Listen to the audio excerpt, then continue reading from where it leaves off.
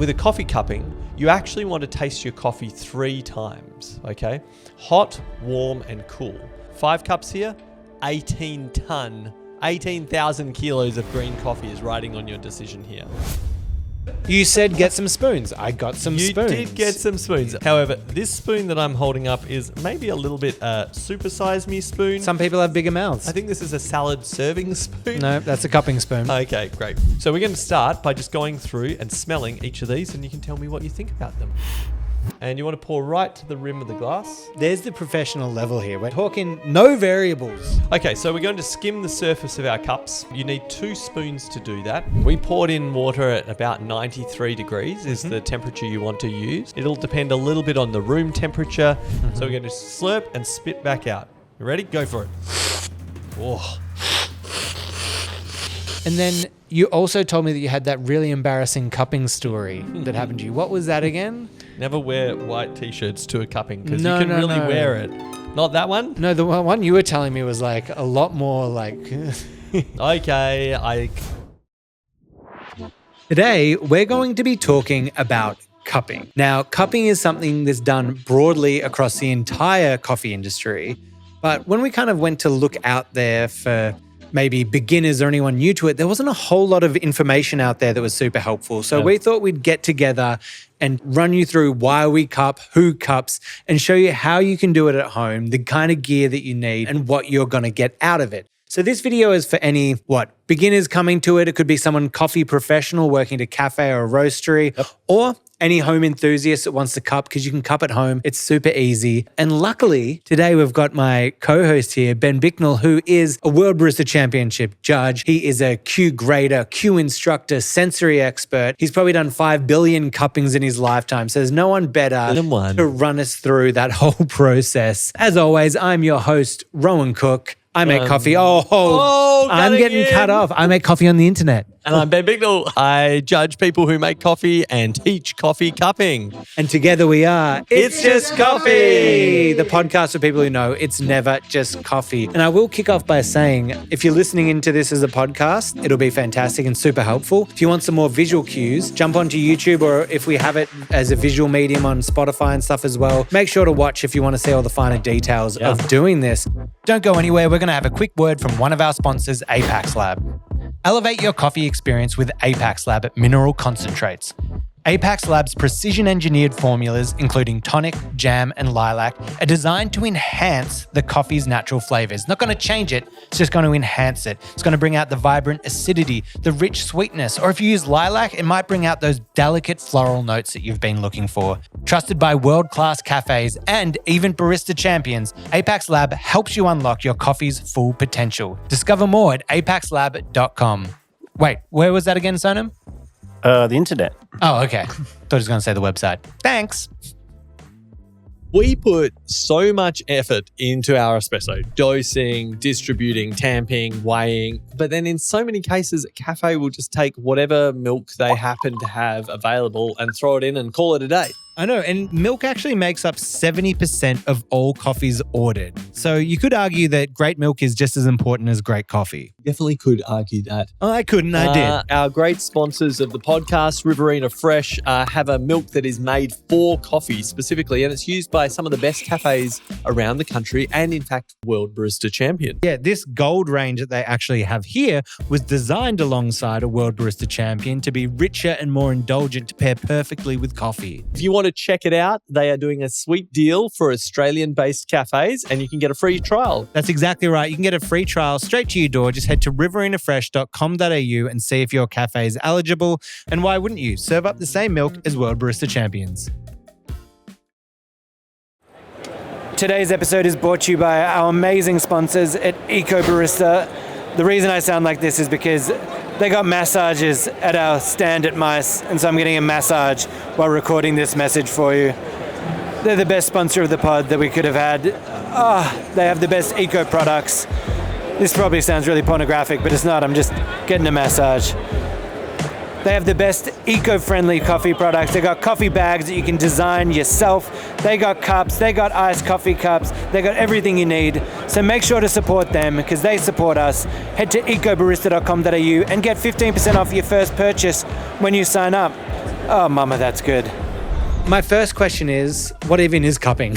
Yeah, it's a good question because if you haven't been along to one, it can, or even if you have sometimes, be a little bit mysterious. But it's really just an international standardized method for preparing coffee and then for tasting it. And it's often got attached a scoring or evaluation form or a framework. So it's a really simple way actually of preparing coffee, but then it has a process so that it's very consistent. Right. So if you were, say, a farmer in Ethiopia who is cupping a coffee, the process is super simple, and someone who's maybe in a roastery in Melbourne, Australia, is going to follow the same process and roughly get a similar kind of experience. So it's a great way to communicate the coffee on a global scale. Exactly. A lot of it's about standardization and kind of having a common preparation method so we can have a common language and a conversation about the quality of coffee. Historically, cupping has been used really around the raw coffee product. And so it's mainly been used in that context, from producing world to buying world. But essentially the cupping, just to get started with, you're obviously using coffee that's generally been roasted a little bit lighter. So it's lighter even than filter. If you're using a color measurement tool, which maybe if you're new to coffee cupping, you're not going to be using, but Agtron is one kind of color measurement tool, and it's about a 63 on the Agtron scale. But essentially for most people, this means a light roast coffee, even a little bit lighter than filter, although filter roast will work quite well to try out. So we're using lighter roasted coffee to start with because we don't want to taste the roast characteristics generally. You want the pure coffee, the raw coffee experience to know what's inside it, not other flavors that have been added beyond the growing process. Yeah, exactly. Okay. So we're starting off with light roast coffee, and then we're using a standardized ratio of coffee.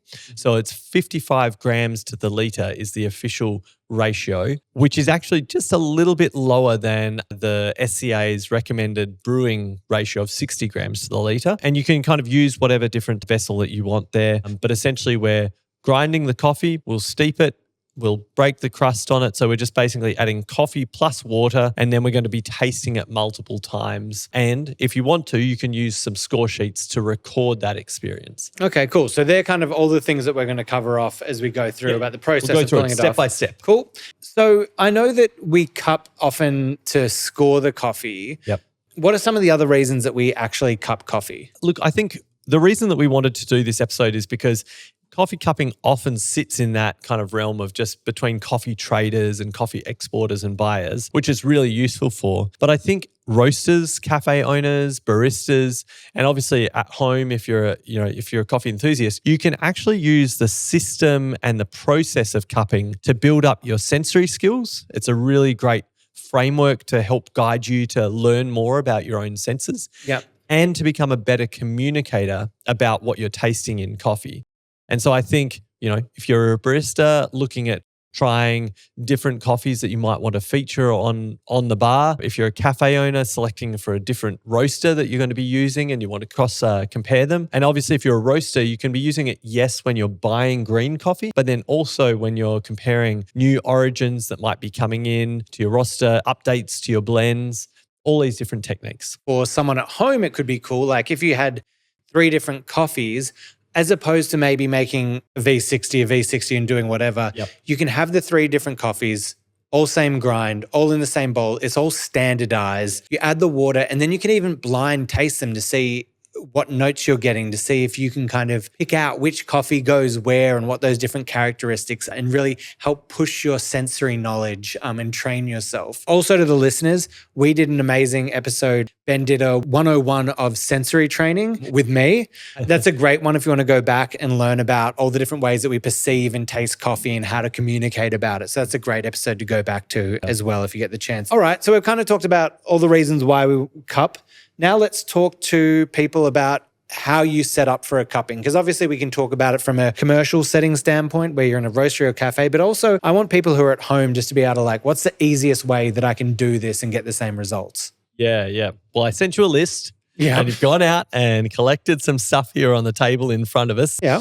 Was a good effort. You said get some spoons. I got some spoons. You did get some spoons. We're going to taste our coffee with spoons. Yeah. Mainly so you don't have to lift up blazing hot cups of coffee that could spill and change the agitation. However, this spoon that I'm holding up is maybe a little bit supersize me spoon. Some people have bigger mouths. I think this is a salad serving spoon. No, that's a cupping spoon. Okay, great. All right. Well, that one maybe a little bit large. And same as this one. But look, any of these three here, which are pretty much standard kind of dessert or like soup spoons, will do the trick. This one in particular is obviously a professional cupping spoon. The only difference with these cupping spoons is that they've got a slightly deeper bowl, so you can really easily take a little bit of the coffee liquid out of the cup, and the handle is angled up on a diagonal, so that you can kind of hold it and bring it to your face a little bit more clearly rather than getting the old elbow out chicken wing going. So you definitely need spoons. That's great. Then we need obviously our cupping containers, our bowls or glasses, the containers that we're going to put the coffee into. You've selected a range here. Again, I feel like these two are a match in heaven. This first one is this is Tupperware. Ron, this is Tupperware. Yeah, what's wrong with that? It's fine if you're doing 1 mega bowl of coffee, but that's okay. We've got another glass here that you've brought, which is pretty good. But this one's actually a double wall thermally insulated one. Great for coffee. Great for tasting just a drink of coffee. But for cupping, we actually want it to cool down over time. Okay. And this might slow that down a little bit. So this third option here, I reckon that's probably our best bet. This is a standard, probably a latte or a water glass. There are professional cupping bowls that you can get that are really just like small ceramic bowls, or there's some small plastic ones. But really, it doesn't matter what vessel you use, as long as it's probably on the smaller size, like 5 or 6 ounce. So maybe about 150 mils to around 220 mils. Would a barista just use like the flat white cup is probably a similar cup shape and that size? That's perfectly. Yeah, if you're at home or you're in your cafe, the easiest thing is just either grab a latte glass or your standard 5 ounce, 150 mil flat white kind of cup, and we can use those. You'll need a fair few of them depending on how many coffees you're going to be tasting. But we want that kind of coffee. I actually also like this kind of shape of container, which is the latte glass here. It's just probably a 6 ounce. As opposed to the rounder one? The wider one, yeah. I actually find that these ones with the narrow neck up the top here concentrate those coffee grinds and kind of give you a more intense aromatic release as we intense take aromatic release. I know, you like that? Yeah. We've also got over here some scales. Nice. We've got the Kaya, the Pearl S, which is great. That's something that we definitely want to be using. You need a set of scales that can do down to 0.1 of a gram accuracy. Okay. They're pretty, you can get something like that at Amazon for like $20. Yeah, there's a whole heap of different types out there, but we want that consistent because, again, cupping is all about removing the variables that could kind of influence how you taste the coffee. Yep. Okay. Next up, you need a $5,000 grinder. You need a $5,000 Ditting grinder. Yeah, exactly. That's the hard part about cupping is the investment in one of those. Well, you've treated us here. You've gone a weird spoon, but you've got a great grinder. Nice work. So this is the Ditting, I think this is the 807 Lab Suite, which is kind of the newer version of a pretty iconic grinder. Yep. You'll see them out in a lot of cupping labs all around the world. The key thing with a grinder like this and that you want for cupping is that it has very little grind retention. Right, we're going from one cup to the next cup, grinding the beans individually, and we don't want any of those old grinds trapped in there and transferring through to the next sample. So if you're at home or the cafe and you've only got an espresso-based grinder, you might want to actually use like a hand grinder.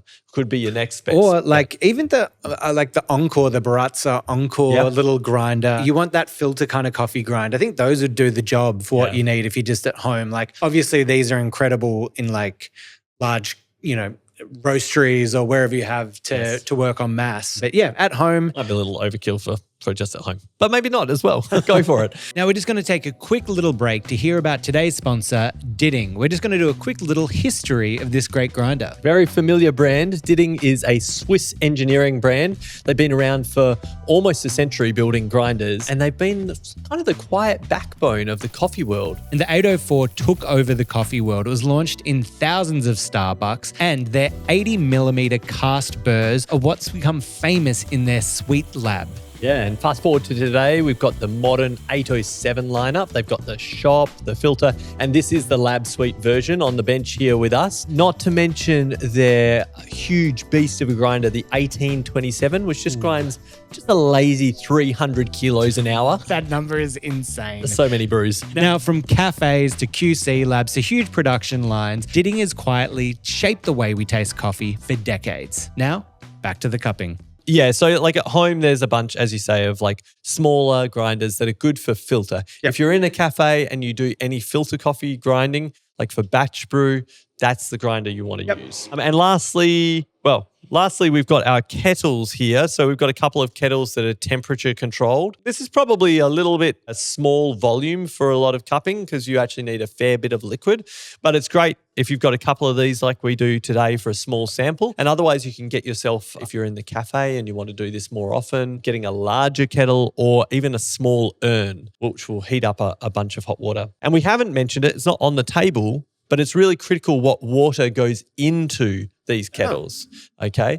So there's actually a standardization for this with cupping as well, that you generally want it, somewhere between 100 and 200 parts per million in terms of the TDS of your water that's going in for cupping. If you go too light on that, it's too soft, you're not going to be extracting out as many of the aromatics and the different flavor components. And if it's too hard, you're going to be flattening everything down and won't taste too much. So using filtered water at home, a little, a filter jug in the fridge is great. A little Brita filter or something. A little Brita filter. I got my Brita. The Brita filter. Or if you're in the cafe, obviously using the same water that you do for your espresso machine or filtered water. BWT has some great systems that plug into the wall and will do a great job and really make sure that you're tasting what the coffee has to offer. All right, so that all seems pretty accessible. Like I feel like you could almost have that set up at home for under $100. Yeah.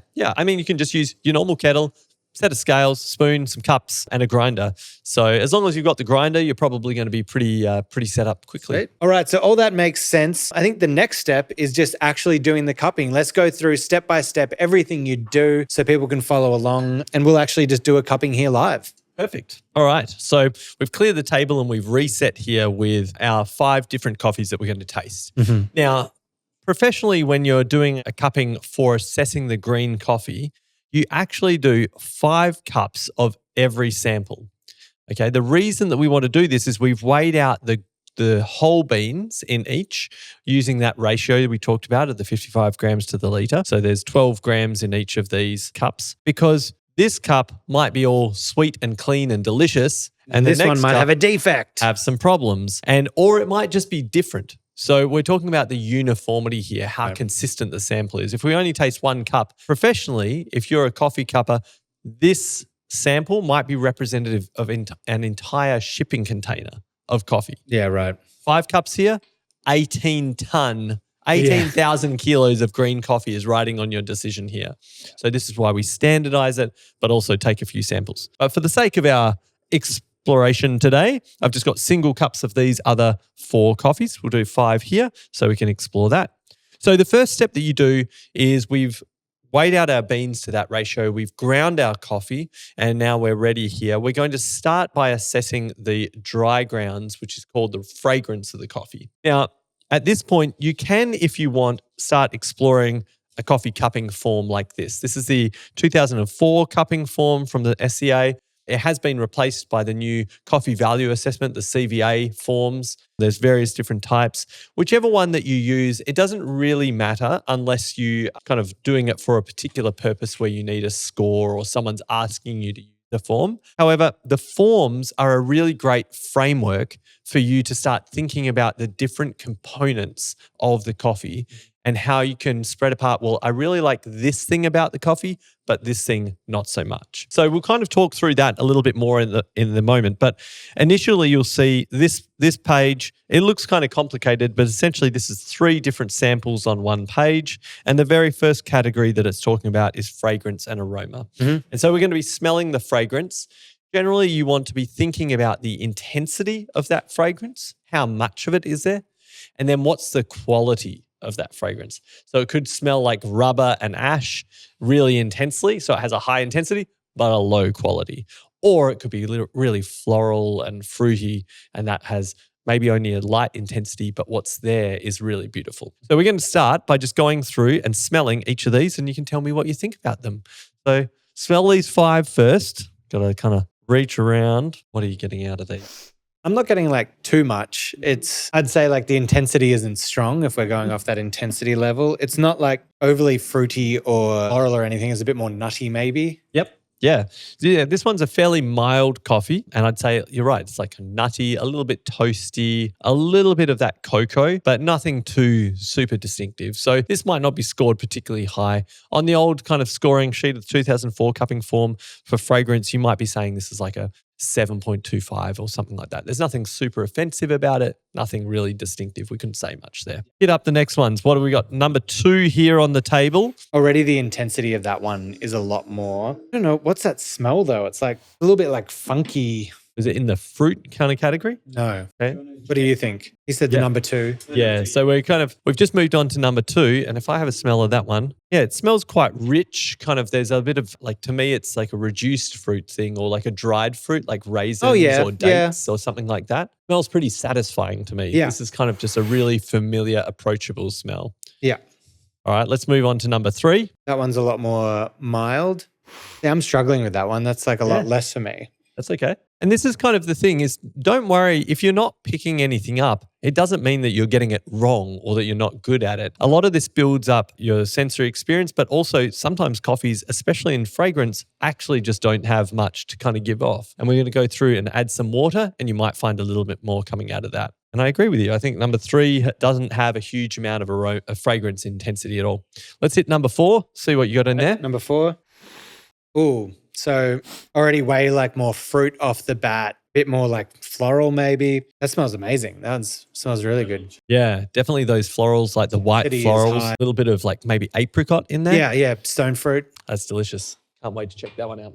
And normally I would make a note that if you're doing this with people, you would do it blind as we have. Rowan doesn't know what these coffees are. And also, you probably wouldn't be talking about it as you go through because we're just influencing each other's opinions here. So normally you do it blind and you kind of record your own experience and then you can kind of debrief it with friends or colleagues afterwards. All right, let's hit last coffee here on the table. Coffee number 5.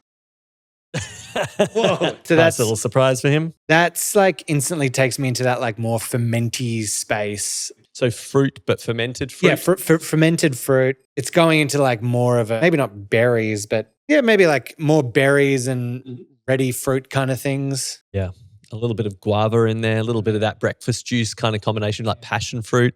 Yep. Yeah, really is as well, right? Yep. So with each of these, if you're kind of practicing doing cupping, you really want to just take some little notes because we've just said a whole heap of things and observed some stuff about the fragrance. So record the intensity. You can use the existing forms. They have kind of some vertical scales here for measuring your intensity and the horizontal scales or your quality scores there. If you're using the 2004 cupping form, 7.25 and above is going to be where you hit that specialty coffee kind of mark, which is going to be generally clean, sweet. There's no problems to it. It doesn't have to be exceptionally exciting. Like an 80-point coffee entry to specialty, not especially kind of complex. You can use the CVA descriptive form as well, which really just talks about describing the coffee, not assessing and giving it a value score, okay? All right, so we've had a smell of the fragrance. The next step we need to do is pour our water on top of that coffee and get it steeping. So we've each got a kettle here. How cute. They're not quite matching kettles. And we're going to start a timer and we want to pour our water in here and allow things to steep for 4 minutes, okay? Walk through what we do after that. If you're doing the 5-cup setup like this, you always want to follow the same numbering pattern for smelling, pouring, tasting, just so you have a consistent kind of approach and you can remember what cup is doing what. So we have this M shape on the table here. So we've got cup 1, 2, 3, 4, 5 in that M shape and we want to pour in that direction. So do you want to start on sample 1 here, Rowan, and I'll start So did you say for here? Correct, yeah.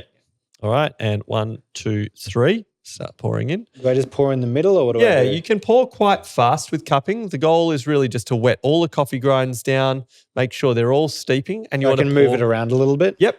Cool. And you want to pour right to the rim of the glass, okay? So that we know that we are getting an even extraction. Again, you can imagine if you poured these 5 cups and one of them was a little bit lower, the extraction ratio is going to be different, and you're going to actually have a different sensory experience. And you might go, oh, it's non-uniform. But in reality, it's just about the way we prepared it.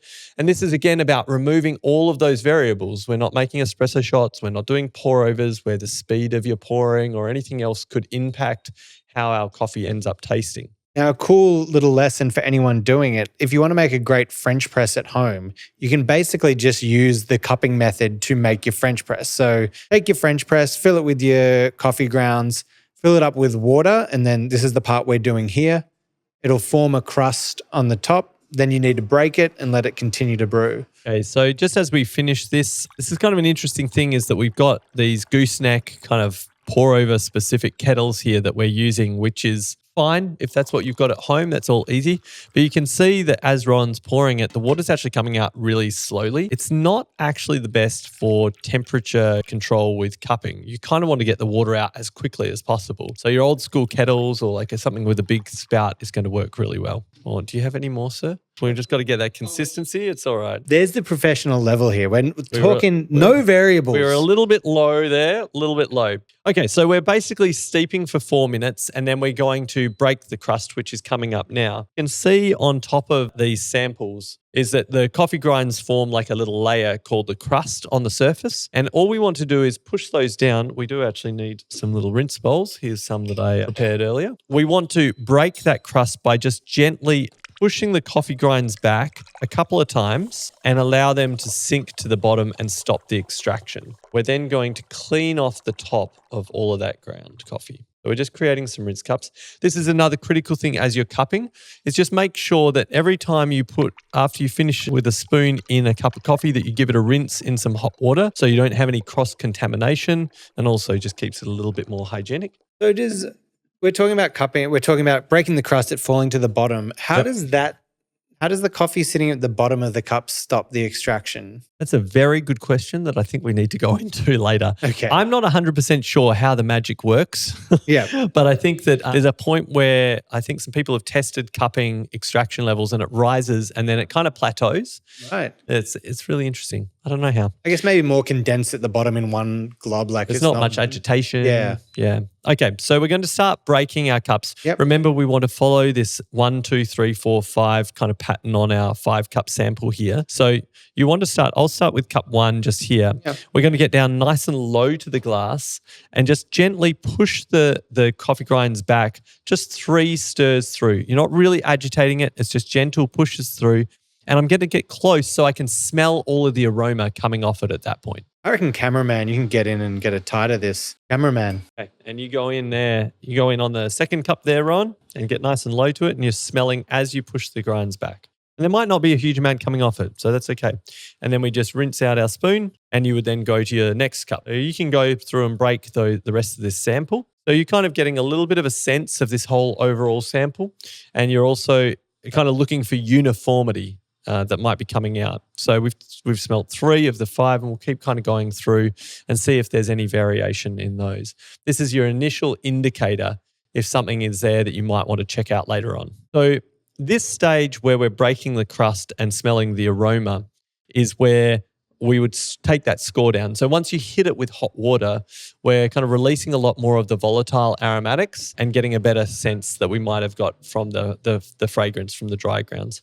You can go ahead, Ron, and keep breaking out the rest of those coffees. As long as got some headphones on, everyone who's listening on the podcast, and I'm just sending him down the cupping line that maybe the headphone length won't reach. We'll see. Any difference on that one? Yeah. Okay. So we just moved from sample 1, where Rowan wasn't smelling a huge amount of difference in the cup, to sample 2, where we were kind of getting, this is the one I think we said was just really familiar, like caramels, dried fruits, but has become a lot more distinctive as we moved on. And he's moving through 3 and 4. He's just let out a ooh at sample number 4, which ooh is on the score sheet up near the 8 kind of range there. And sample 5, shaking his head in wonder on the score sheet. Okay, so we've broken the crust on all 5 of our coffees. How was that? Pretty easy?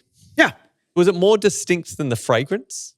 Yes, apart from maybe down this end, like that one on the grind was really distinct, but definitely here with sample 2, I was definitely taking in a lot more. Sample 3 was still a little Not too much. not as much there, but definitely more than, I think for most cases it was more than the ground coffee. Great. Perfect. Okay, so now we're going to go to the next stage of our cupping. We're going to clean off the scum or the grinds that are left on top. Scum, I don't know if that's the technical term, but we're going to roll with that one. So you will need 2 spoons, but I'm actually going to get you, ones might be a little bit easier.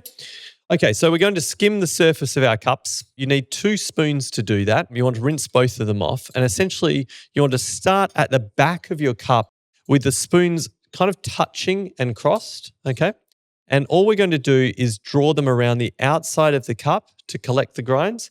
And the bottom spoon just scoops up at the bottom to take out any of those loose grinds. Okay? And just kind of keep them connected and just like a little scoop out with the bottom one. Perfect. And then just drop that into your spit cup or into a spare cup and rinse your spoons. Now, the surface of the coffee doesn't have to be completely clear. Really, we're just kind of cleaning it up so that when we start tasting, we're not inhaling bits of coffee granules coming into our throat. Doing great, Rowan. Doing great. Yeah. And so we start kind of clearing all of these off.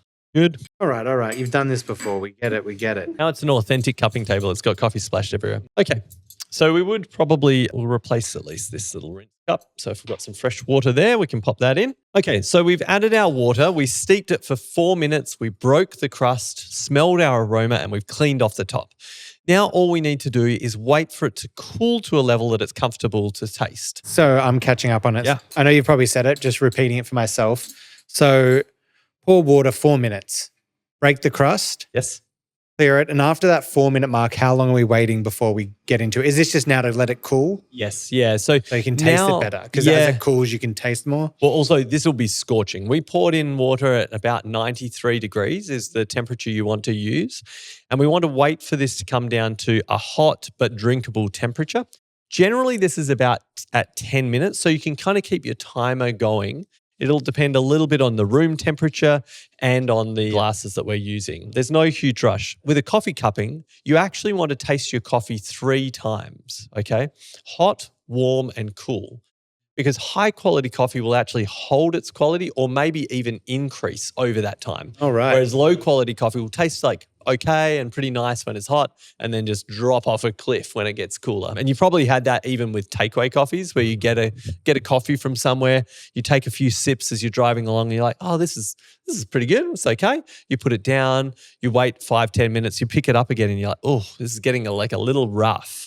Right? Because probably the raw coffee that was in there was maybe not as good as it could have been. Yeah, right. Okay, so as we stand here and we kind of wait for it to cool, when I do finally taste it and slurp some of this coffee, what am I looking for? How do I evaluate it? Okay. Is it just this tastes good, this tastes bad, this is sweet, this is not? Yeah. So this is where we can go back to the score sheet, whether you want to score or whether you just want to use it as a reference to help guide you, is you're starting to look at the different kinds of attributes that a coffee can have.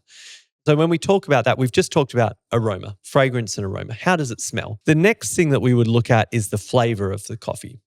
And so this is talking about, does it taste fruity like you were talking about some of the smells? Does it taste chocolatey, nutty? Does it taste grassy or does it taste burnt and ashy? So the flavors that are in there. Right. We're not talking about the other characteristics. We can also look at the aftertaste, and that's kind of the flavors that are left on your palate after you kind of spit the coffee out or after you drink it.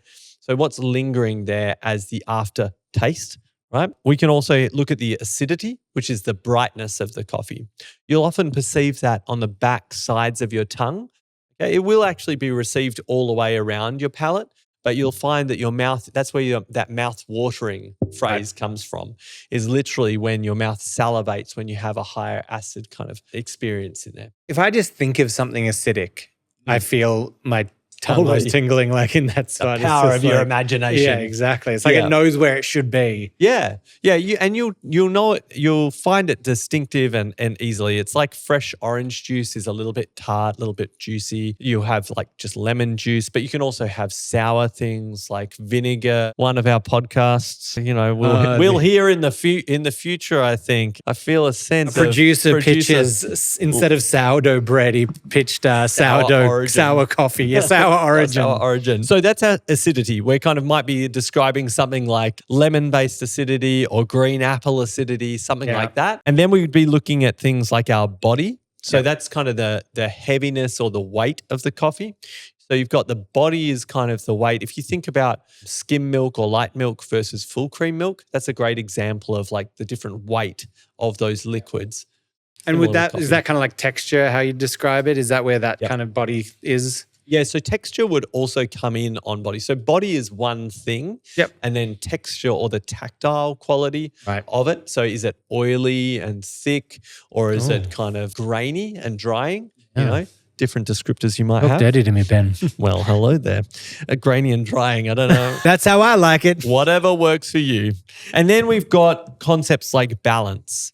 So balance in the cup is kind of how all of these individual elements play together.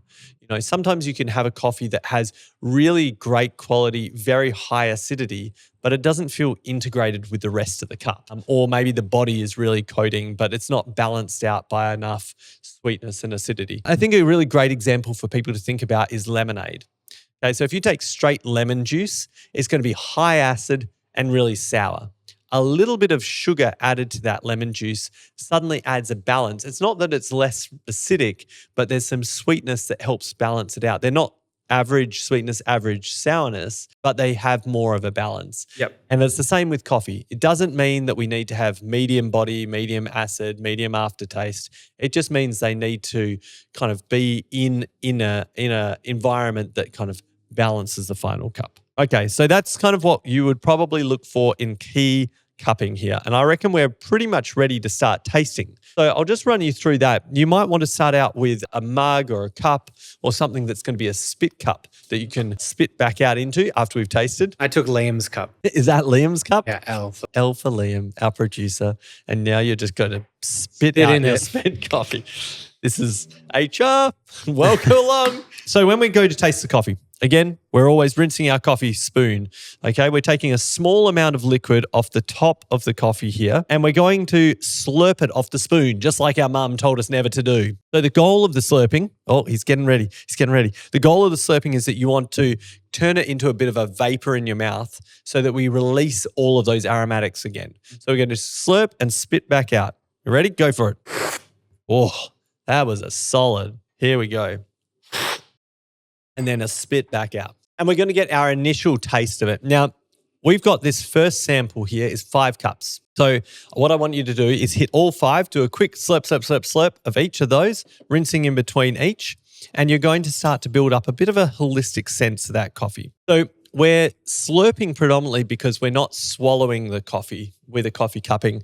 You can swallow it if you're just doing a couple, but you can see we've got 5, 6, 7, 8, 9 cups on the table in front of us, and this is a small setup. If you've got 20 or 30 cups of coffee and you're tasting them hot, warm, and cool, you're going to want to be pretty kind of careful about how much caffeine you're taking in. No, it's funny where you're like, does my mind just start playing tricks on me? Like when you're tasting it and one tastes like a bit different.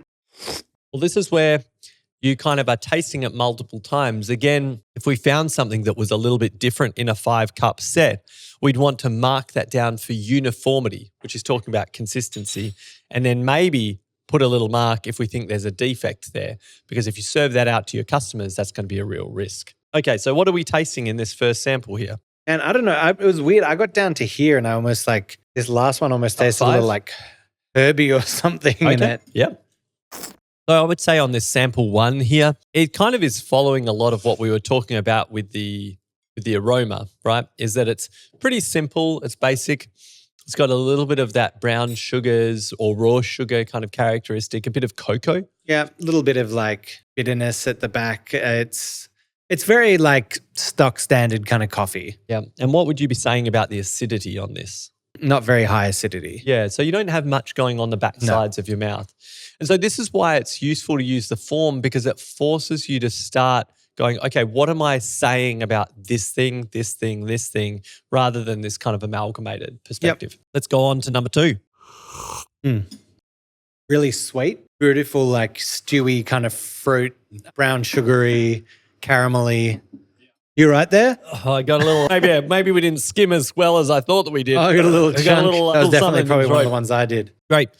So this one, we're getting a lot more flavor kind of coming through. Yeah. Some almost a bit of black tea in there, I think. But that caramel, butterscotch. Yep. Great. Still not particularly high acid in that one. No. Okay, let's move on to more desserty. Yeah, okay. That's great. So as you're starting to learn how to taste, comparative cupping is key, right?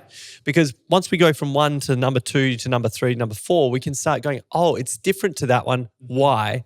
And that really allows you to build like a framework. If you're just trying to go, I think I tasted something like this 2 weeks ago. What was that? Yeah. What was that like? I've The always comparative said cupping. comparison is the easiest way to like understand the difference of Definitely. anything. Yep. All right, let's go to sample 3 here. That one's a little flat. Had a much more sweetness in this one, but It's a little juicier. Yeah. I kind of feel like it's a little bit like a fresh pear or fresh stone fruit, but lighter body. yes, lighter in the body, definitely. So you can kind of start comparing those. Feel free to keep moving along. You know you were excited about number 4 or the aroma. And so a great coffee, the aroma and fragrance will actually match the offering in the cup. That's delicious. How would you describe it? I would say stone fruity, nice subtle sweet. It's very floral. Again, I wouldn't when I get to floral, I don't have like all the descriptions of like where to go with it. I'm just like, it's just quite elegant and floral. Yep. It doesn't taste like overly processed kind of thing. It feels like it's quite subtle. Yep. So some great tips. One thing is you talked, I think, about baking or about kind of fruitcake before. The idea is when it makes you think of that, what does that component kind of break down to? So our sensory memories are incredibly strong, like powerful things, and they can have quite an emotional reaction for us. Don't start crying. It's okay though. I'll catch you if you do. But when you say, oh, this reminds me of like baking at Christmas. Okay, what is that? That's like cinnamon and baking spices and nutmeg, maybe dried fruits and raisins and things like that. Or if you say like a compound descriptor, right? So if I say this tastes like fruitcake, it's a little bit bready. It's a little bit like brown sugars and molassesy. And then it's also got dried fruit characters. Well, my nostalgia with this one, number 2. I felt, I was like grandma when I kind of had it. And not because of like old, dust balls or whatever, but more so of just like the desserts or like cakes and the things that she would have had around when you had tea or whatever when you were over there. It took me to like caramels and fruitcake and that kind of thing. Whereas I just had this one and I'm taken to like confectionery, kids, Hubba Bubba, a lot more intensity, a lot more sweetness and those kind of things. This one is like more elegant and tea-like and those florals and those kind of notes, but then like really nice sweetness in there as well. Yeah, that's great. All great descriptors. And so you can kind of, when you're scoring coffees or cupping them, you can kind of record these different characteristics and say, okay, this coffee was really strong in the body kind of characteristic and strong in terms of like had a high quality body to it, or little producer slurp over in the corner there. If you're a cupper and you want to aim towards working maybe, or if you're a coffee professional and you want to aim towards working with a coffee roaster or an importer or exporter in buying and trading green coffee, you want to set up your cuppings like this. 5 cups, looking at uniformity, looking at using the scoring system so that you have a professional language to use. For the rest of folks, if you're a barista or a cafe owner, you can do exactly what we're doing. Taste single cups side by side, look at the different flavor profiles, but just have a way or a system for taking down those notes and recording that experience. Yeah. The other big thing that I always say to my students, whether you're using a formal cupping form or your notes, is think about it as a communication tool, okay? You're very rarely tasting coffee and trying to take notes just for yourself. So if I'm going to taste the coffee and tell my staff, oh, this is what we've got on bar today, what are the descriptives that are actually going to help people have an accurate experience? So say, oh, it's a lower acidity coffee, got some really nice caramel, butterscotch tones, super comforting. Think about fruitcake that you would have with a great cup of coffee. This is that in the cup. I think my main takeaway is especially the comparison for like coffees where I maybe was a bit lost with what I was kind of experiencing, going and having other coffees and then coming back, I'm like, oh no, that now I'm starting to understand there's a bit more sweetness there, a bit more caramel. Like number 3 that we came back to, like when I went from this coffee back to that coffee, I'm like, ooh, actually I am getting a bit more roundness and sweetness through this one. At first I was kind of like that. I'm like, no, this one I'm enjoying a little bit more. So I think that comparison is really great. And I think I always think about roasters doing this, but to the home barista, like if you've got 3 coffees or something, like this is a super easy process, or 4 or 5 coffees to do, just to really like, I think if you did this even like once a month, your skill level would start, going through the roof. And if you have friends who are really good to do it with as well, again, don't talk like we did. Assess it by yourself, and then at the end talk about it and kind of understand. One of my biggest things with tasting I find is sometimes I just don't know what the word is, and maybe I use the wrong thing. I'm like trying to describe it. I'm like, I'm kind of feeling like this, and someone might be like, oh, this word, like, a lime acidity, and you're like, yes, like not lime. I know what lime is, but in other words, you can kind of start working your vocabulary as well and connecting it to what those flavors are. Yep, exactly.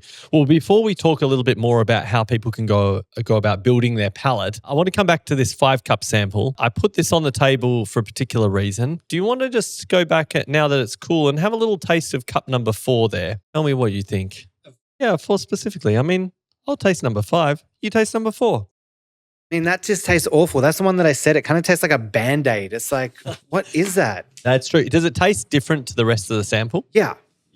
Yeah, exactly. Because I put a little present in there for you, from me to you. Is it? So I have spiked cup number 4 here with a mold defect. Well, that's where I said, what did I say? I was like, down this end, it's starting to taste like... You were saying like hospital and musty. And yeah, it was like, well, I think the first word right at the start, it's a lot worse now it's cooler. Yes. At the start, when it was like hot, I was like kind of going, it was getting a bit, I think it said herbal or like weird, something like that. But towards the end now, that's just, it tastes kind of like rubber. Like this is really bad. This is a mold defect. This can happen when there's a defective green coffee in there that's had too much moisture and it starts kind of getting essentially moldy. And so one of those in a sample, like I'd be really careful about buying that lot of coffee, because if 1 in 5 is like that, there's the risk that it could be more frequent. And it's really bad for everyone listening along to the podcast. If you haven't tasted a mold coffee, lucky you, because this is what it looks like and sounds like. Rowan's suffering over here. Does instant coffee have mold defect? Because that's kind of what it tastes like. It kind of can. Yeah, it definitely can.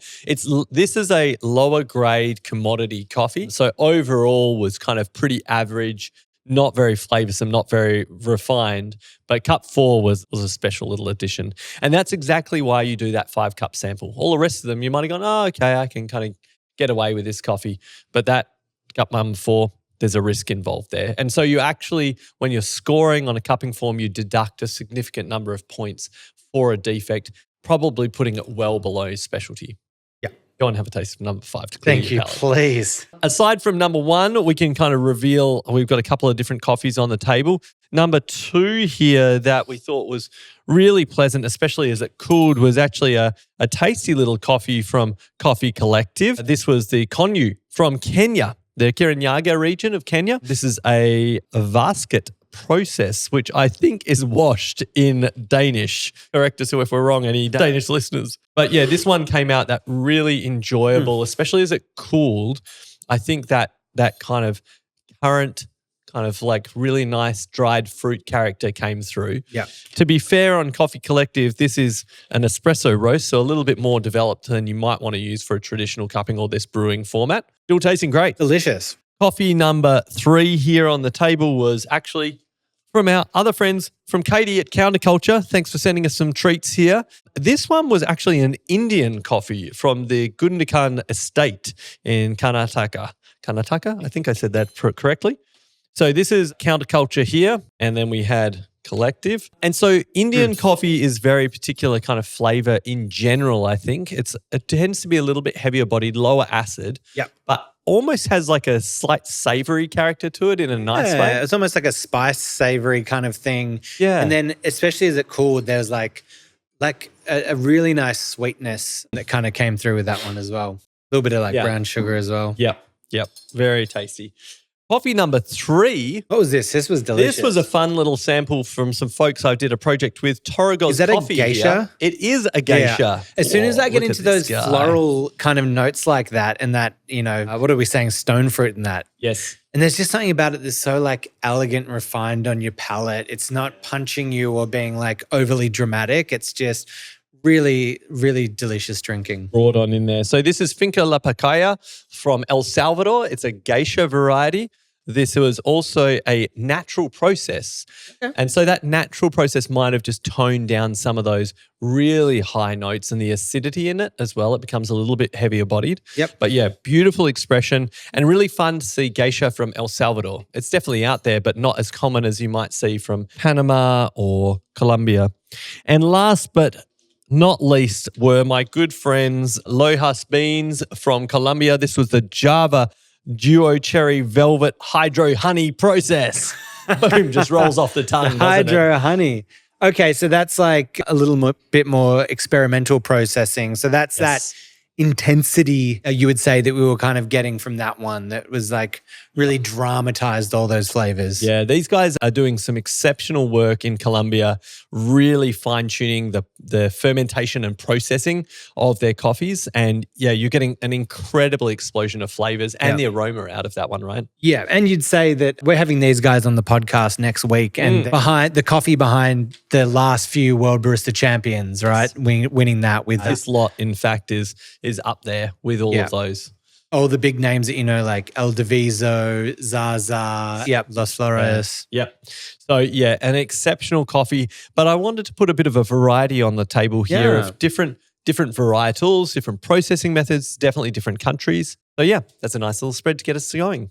Perfect. That's incredible. All right. So we've done the cupping. I think we've found out a few more kind of reasons to do it beyond just like assessing a coffee. It can really help with those sensory training skills. Now, for someone either working as a coffee professional or as just a coffee enthusiast at home, they can do this. What are the best ways to keep improving their palate? What are some exercises that they could do that would really help out? Okay, good question. My top 3 tips here. 1, taste lots of different types of coffees. Yeah. So don't fall into the same bubble that you're always in. Go and check out different roasts, get some stuff off the supermarket shelves. Just taste a huge range because this is going to really help you contrast and compare. Second, dive deep into a particular topic, right? Let's say I'm going deep into Kenya. Get 5 Kenyan coffees side by side, maybe from different regions, slightly different processing methods, and go, oh, I'm now seeing how these things affect just a Kenyan coffee. That's going to really help. And third thing is probably less about tasting and sensory side of things, but it's actually taste with other people, like you said. Yeah.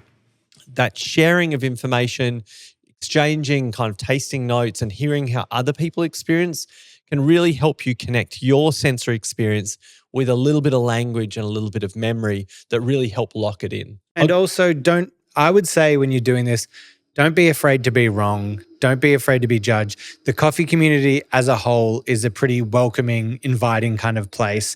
Put yourself out there and just give it a go. Generally, half the time when you're fumbling through something in a nostalgic memory, it's like, even though it might not be 100% right, it's leading you to the path where you just need to find those words to describe it. So just go out there and give it a go. The other thing that I thought was interesting when you talked about Kenya, and you see this when people do what's called triangulation, which is another good way to test yourself, which is basically cupping, which is having 3 coffees unmarked.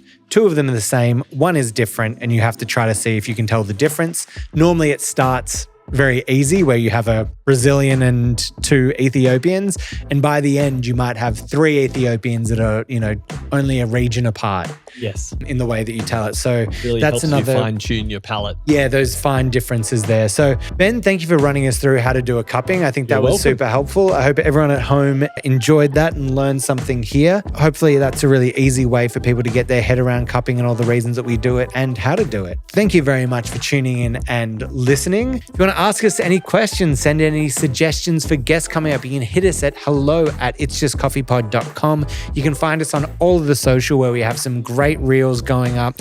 We're going to be going into Dubai next year, so let us know. We're going to see some amazing people over there and be doing some amazing content on the ground. Ben, did you have anything else for our listeners at home? No, I think go out and enjoy, taste something new and go and see what you can discover inside the cup. Yeah. And then you also told me that you had that really embarrassing cupping story that happened to you. What was that again? Never wear white t-shirts to a cupping because you can really wear it. Not that one? No, the one you were telling me was like a lot more like... Okay, I tasted from my spit cup. It was actually someone else's spit cup. It was one of my secrets. None of them are safe with you. All right, we'll see you next time, guys. Cheers, guys. Bye.